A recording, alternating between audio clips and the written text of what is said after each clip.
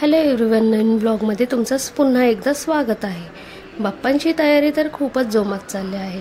आम्ही सर्वजण काही ना काही काम करत आहोत। त्यातच बाप्पांच्या मोदकाची तयारी चालू आहे। आमच्या नीराताई मोदक बनवण्यामध्ये बिझी आहेत। खूप असे सुंदर असे त्यांनी मोदक बनवलेत। आम्हाला तर त्यांचे मोदक खूप आवडले। त्याचा छोटासा शॉर्ट पण मी टाकला आहे, ते तुम्ही नक्कीच बघा आणि लाईक करा, शेअर करा।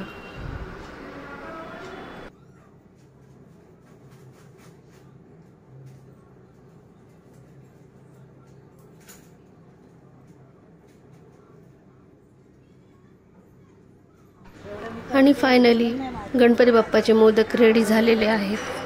हे बघा किती सुंदर आणि सुबक असे नीराताईंनी आमचे मोदक बनवले आहेत। आम्हाला तर खूप आवडले।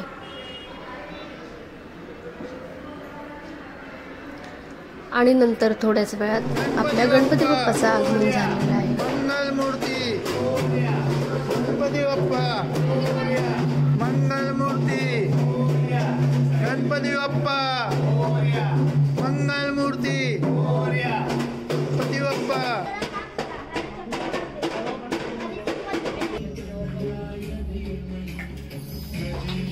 गणपती बाप्पाचं आगमन झाल्यानंतर आम्ही बाप्पाची आरती केली आणि भाकरीचा तुकडा उघडला। त्यानंतर कौशताईने पण आरती केली आणि मीही आरती करून घेतली। बाप्पा आल्यानंतर घरातलं वातावरण जणू काही एकदम मंगलमयच होऊन जातं। तुम्हीही अनुभव घेतलाच असेल नक्की। खूप सुंदर असे क्षण असतात ते। बाप्पा येण्याने पूर्ण घरातलं वातावरण मंगलमय, शुद्ध आणि पवित्र होऊन जातं।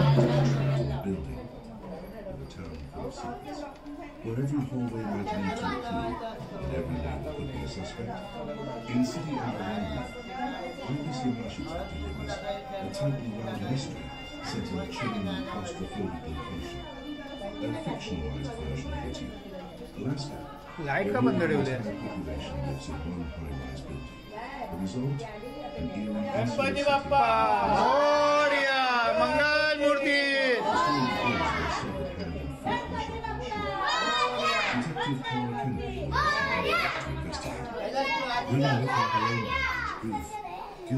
गणपती बाप्पा मोरया, मंगल मूर्ती मोरया, गणपती बाप्पा मोरया। तर गणपती बाप्पांना पहिले घरात आणल्यानंतर आम्ही पाठ खालीच ठेवून त्याची पुन्हा एकदा आरती करून घेतली। छान छान फोटोज काढले आणि नंतर बाप्पांना मखरात बसवले।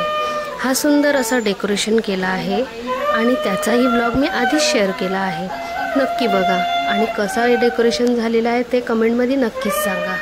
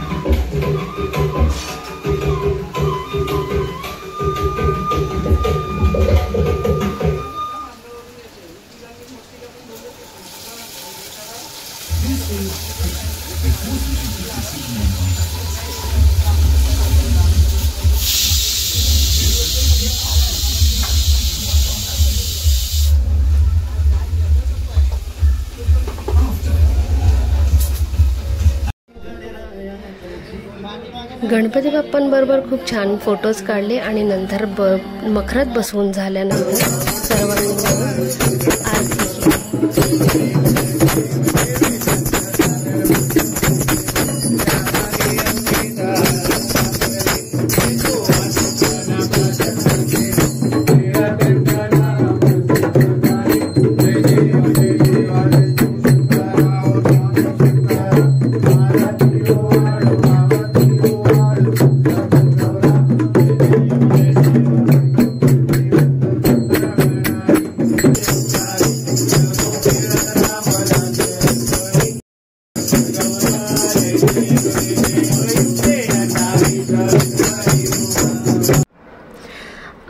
आरती करून झाल्यानंतर आम्ही सर्वजण जेवायला बसलो आणि आमचा हरतालिकेचा सुद्धा उपवास सोडला. असेच नवीन नवीन ब्लॉग पाहण्यासाठी चॅनलला लाईक करा, शेअर करा आणि सबस्क्राईब करा आणि कमेंटमध्ये नक्कीच सांगा ब्लॉग कसा वाटला ते. थँक्यू.